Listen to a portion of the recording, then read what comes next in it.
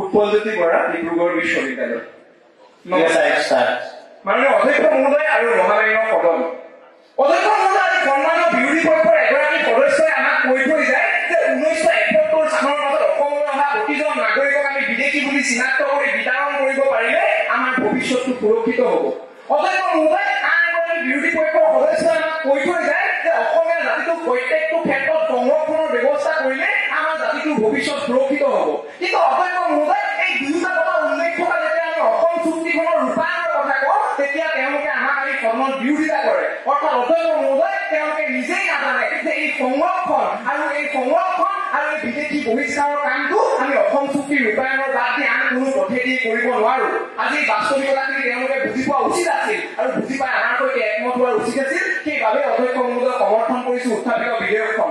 অধ্যক্ষ মহোদয়, আজি আমাক বাৰে বাৰে স্পষ্ট কৰি থৈ গ'ল যে অৰ্থনৈতিক, ভাষিক, ভূমি অধিকাৰ পাহৰি আমি কেনেদৰে জাতিটোক এই দুটা বিষয়ৰ জৰিয়তে সংৰক্ষিত কৰিব পাৰিম। আজি অধ্যক্ষ মহোদয়, অৰ্থনৈতিক জাতীয়তাবাদৰ নামত আমি কি কৰিছো? আজি অৰ্থনৈতিক জাতীয়তাবাদৰ নামত আমি নিজৰ জাতীয় উৎসৱ বিহুটো পাতিবলৈ বনিয়াৰ পৰা টকা লৈছো। আজি আমি ভাষাৰ নামত কি কৰিছো? আজি আমি ভাষাৰ নামত কোনোবা বিদেশী বনিয়াৰ দোকানৰ আঁৰৰ হৰ্ডিংখন ইংৰাজী পৰিৱৰ্তে অসমীয়াত লিখিবলৈ বাধ্য কৰাইছো। আজি আমি ভূমিৰ নামত কি কৰিছো? আজি আমি আমাৰ নিজৰ ভূমিসমূহকে উচ্ছেদ মুক্ত কৰিবলৈ নিজৰ টকাৰে উচ্ছেদ অভিযান চলাইছো। অধ্যক্ষ মহোদয়, আজি এইবোৰ কৰাৰ পাছত এই কথাকেইটা সুনিশ্চিত কৰিবলৈ যে আমাক সংবিধানিক সুৰক্ষা হ'ব আৰু আমাক আন্তঃৰাজ্যিক সীমা পাৰপত্ৰ অৰ্থাৎ ILP লাগিব, এই কথাখিনি তেওঁলোকে বুজি পোৱা উচিত আছিল। আৰু তেওঁলোকে বুজি পোৱা উচিত আছিল যে তেওঁলোকে জাতিটোৰ সুৰক্ষাৰ বাবে যিকেইটা কথা আমাক কৈ থৈ গ'ল সেইকেইটা একেবাৰে এটা উপপথে, যি উপপথটো পাবৰ বাবে আমি এই পথটোৱেদি যাব লাগিব। এই কথাখিনি বুজি উঠিলো আৰু সেই সম্পূৰ্ণৰূপে সমৰ্থন কৰিলো উত্থাপিত বিধেয়কখন। অধ্যক্ষ মহোদয়, মই কামালুদ্দিন ভাৰ্চে অসম ৰাজ্যৰ ওচৰত সন্মানীয় গুৱাহাটী উচ্চ ন্যায়ালয়ে স্পষ্টৰূপে উল্লেখ কৰিছে যে অসমৰ ভোটাৰ তালিকাত বিদেশী প্ৰব্ৰজনকাৰী ইতিমধ্যে স্থান লৈছে। অধ্যক্ষ মহোদয়, আমি বাস্তৱিক প্ৰমাণ পাইছো যে বিদেশী প্ৰব্ৰজনকাৰীয়ে অসমৰ ভোটাধিকাৰৰ লগতে অসমৰ বিধানসভাত বিধায়কৰ পদ পৰ্যন্ত অৰ্জন কৰিবলৈ সক্ষম হৈছে ভুৱা নথি পত্ৰৰে। এনে সময়ত অধ্যক্ষ মহোদয়, যিটো সময়ত বিদেশী প্ৰব্ৰজনকাৰী পাৱা আমাৰ ৰাজনৈতিক অধিকাৰ আমাৰ পৰা যাবলৈ লৈছে, সেই সময়ত অধ্যক্ষ মহোদয় ৰাজনৈতিক অধিকাৰ সুনিশ্চিত কৰাৰ অবিহনে আমি কোনো প্ৰকাৰে জাতিটোক সুৰক্ষিত কৰিব নোৱাৰো। এই কথা বুজি উঠিছো। সেয়ে আজি সংবিধানিক ৰক্ষা কব আৰু আন্তঃৰাজ্যিক পাৰপত্ৰৰ প্ৰয়োজনীয়তা অনুভৱ কৰি এনে এখন বিধেয়ক সমৰ্থন কৰিছো।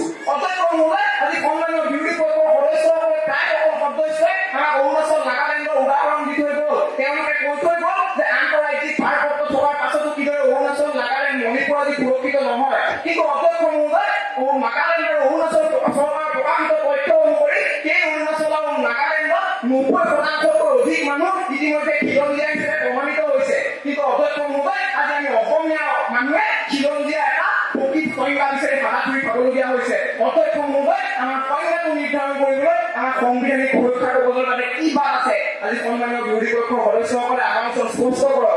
অধ্যক্ষ মহোদয়, তেওঁলোকে আজি আমাক জ্ঞানহীন বুলি এজনে হাঁহি থৈ যায়, আনজনে আকৌ অৰুণোদয়ৰ জৰিয়তে 1500 টকা পায় বুলি 1250 টকাৰ সেই ভুল তথ্যটো কলমত প্ৰকাশ কৰি থৈ যায়। অৰ্থাৎ অধ্যক্ষ মহোদয়, তেওঁলোকে আজি অসম চৰকাৰে দিয়া এখন আঁচনিত কেই টকা মুক্তভাৱে হস্তান্তৰ কৰা হয় সেই জ্ঞানৰ কথাই নাজানে। তাৰপাছত তেওঁলোকে আমাক জ্ঞানহীন বুলি হাঁহি থৈ যায়। অধ্যক্ষ মহোদয়, তেওঁলোকে আজি অসমীয়া জাতিটোক কৰ্মহীন বুলি কৈ থৈ যায়। যি অসমীয়া জাতিয়ে গঢ় দিছিল মায়াবিনী কেমিকেলছৰ, যি অসমীয়া জাতিৰ মণিৰাম দেৱানে অসমত চাহ উদ্যোগ প্ৰতিষ্ঠা কৰিছিল। অধ্যক্ষ মহোদয়, অসমীয়া জাতি কৰ্মহীন নহয়। অসমীয়া জাতিয়ে নিজৰ স্বাভিমানৰ বাবে ৰাজপথত নিজৰ তেজ দিব জানে। সেই অসমীয়া জাতিটো অধ্যক্ষ মহোদয় কেতিয়াও কৰ্মহীন হ'ব নোৱাৰে। সেই অসমীয়া জাতিটো কেতিয়াও অধ্যক্ষ মহোদয় মেৰুদণ্ডহীন হ'ব নোৱাৰে। আৰু অসমীয়া জাতিৰ ওপৰত পৰা তেওঁলোকৰ এই উচ্চ তাচ্ছিল্যমূলক বক্তব্য মই তেওঁলোকে ভাল পোৱা চৰ্দাৰ ভূপেন হাজৰিকাদেৱৰ এটি গীতৰ অংশৰে ক্ৰেক কৰি থৈ যাবলৈ পালে ভাল পাম।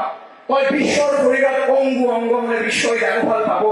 পৃথিৱীত জননী সচেতন নহলে প্ৰায় কৌশিকাতে হেৰাব, প্ৰায় কৌশিকাতে হেৰাব। ধন্যবাদ অধ্যক্ষ মহোদয়, ধন্যবাদ। নমস্কাৰ সন্মানীয় অধ্যক্ষ মহোদয় আৰু মহামান্য সদন। অধ্যক্ষ মহোদয়, আজি পবিত্ৰ সদনৰ মজিয়াত সন্মানীয় চৰকাৰী পক্ষৰ সদস্যসকলে অতঃপৰে উল্লেখ কৰি থাকিল বিপ্লৱ শৰ্মা কমিটিৰ প্ৰতিবেদনৰ কথা।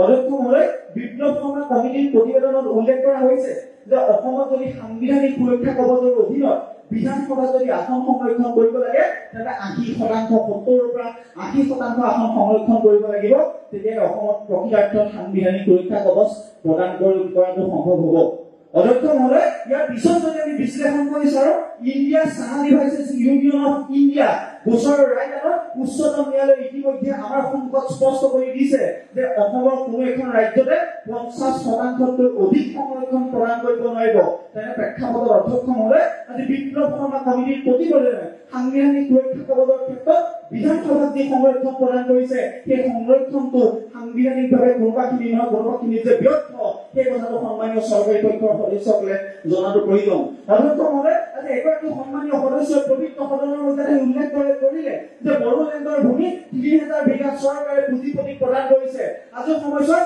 ডিমা হাছাও 3,600 বিঘা মাটি চৰকাৰে পুঁজিপতি প্ৰদান কৰিছে অধ্যক্ষ মহোদয় অতি দুখেৰে আপোনাক জনাওঁ যে ষষ্ঠ অনুসূচীৰ অধীনত থকা প্ৰত্যেকটো অঞ্চলত ভূমিৰ অধিকাৰ ইতিমধ্যে প্ৰদান কৰি থকা হৈছে আৰু ভূমিৰ অধিকাৰ থকাৰ পাছত যদি চৰকাৰে সেই ভূমি পুঁজিপতি গতাই দিছে তেনে অনাগত দিনত যদি এখন অসমত ইনাৰ পানী আৰু সাংবিধানিক সুৰক্ষা কবচৰ প্ৰদান কৰা হয় তাৰ পিছত যদি অসমৰ মাটি অবৈধ বিদেশী নীতি বা পুঁজিপতিৰ হাতত চৰকাৰে গতাই দিয়ে তেন্তে অধ্যক্ষ মহোদয় অসম আৰু অসমীয়া এইখন ভাৰতবৰ্ষ এইখন অসমত কেনেকৈ সুৰক্ষিত হ'ব সেই প্ৰশ্নটো সন্মানীয় সদস্যসকলৰ ফালে তুলি দিছো অধ্যক্ষ মহোদয় ইয়াৰ পিছত আজি বিধেয়কখনৰ তিনিটা দৃষ্টিভংগী বিশ্লেষণ কৰিব বিচাৰিছো প্ৰথমতে হৈছে ইনাৰ লাইন পাৰ্মিটৰ ব্যৱস্থা সন্মানীয় অধ্যক্ষ মহোদয় ইনাৰ লাইন পাৰ্মিটৰ ব্যৱস্থা যদি এইখন অসমত কৰা হ'ব তেতিয়া অসমৰ যিসমূহ সীমান্ত অঞ্চল আছে যিসমূহ সীমান্ত অঞ্চললৈ ইতিমধ্যে মানুহৰ অহা যোৱা চলি আছে বৈধ যিসমূহ সীমান্ত অঞ্চল সেইসমূহত আন্তঃৰাজ্যিক পাছপৰ্টৰ অনুমতি লৈ সোমাব পাৰিব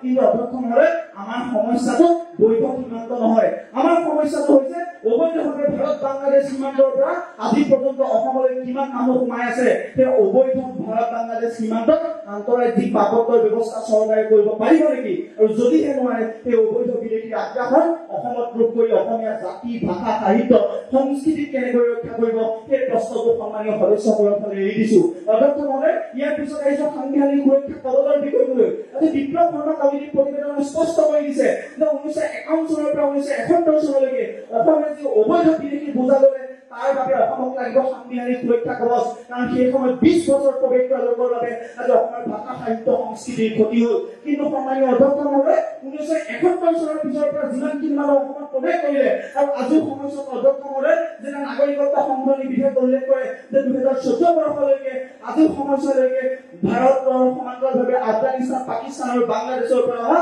প্ৰত্যেকগৰাকী হিন্দুৱে এখন অসমৰ নাগৰিকত্ব পাব সেই সকল লোকৰ পৰা আজিৰ সময়ছোৱাত জাতিটোক কেনেকৈ সুৰক্ষা দিব সেই মাথাংকটো সন্মানীয় সদস্যসকলে কৰি দিব নোৱাৰে অধ্যক্ষ মহোদয় ইয়াৰ পিছত আহিছে অসমীয়া জাতিটোৰ ভৱিষ্যত কেনেকৈ সুৰক্ষিত কৰিব আজিৰ সময়ছোৱাত যদি লক্ষ্য কৰে তেনে দেখা পাব যে বিপ্লৱ শৰ্মা কমিটিৰ প্ৰতিবেদনে 1951 চনত ভিত্তিবৰ্ষ হিচাপে ক'লে আজি অসম চুক্তি 1967 চনত ভিত্তিবৰ্ষ হিচাপে ক'লে নাগৰিকত্ব সংশোধনী 2014 চনত ভিত্তিবৰ্ষ হিচাপে ক'লে আৰু উদাকণ্ঠ ডক্টৰ ভূপেন হাজৰিকাই তেওঁৰ গীতৰ ভাষাত লিখিলে যে লুইতৰ পাৰত মাটিত মাতৃ বোলা প্ৰতিভাৰতীয় আজি নতুন যুগৰ অসমীয়া আজি অসমীয়া আৰু খিলঞ্জীয়া বুলি তেওঁলোকে কোন সকল লোকক সুৰক্ষা প্ৰদান কৰিব সেই কথাটো সদনৰ মধ্যে স্পষ্ট নহয় তেনে প্ৰেক্ষাপটত তীব্ৰ ভাষাৰে বিৰোধিতা কৰিছো উত্থাপন কৰা বিধেয়কখন সন্মানীয় অধ্যক্ষ মহোদয় সদস্যসকলে প্ৰমাণ কৰি দিব বিচাৰিছো যে অসমীয়াৰ বাবে কেৱল এটা সমস্যা নহয় আজি গুৱাহাটীৰ বানপানী সমস্যা আজি অসমৰ স্বাস্থ্য খণ্ডৰ সমস্যা আজি 16 লাখকৈ নিবনুৱা থকা এইখন অসমৰ সমস্যা আজি সমস্যাৰ আন্তঃৰাজ্যিক পাছপৰ্ট সমাধান কৰিব পাৰিব নেকি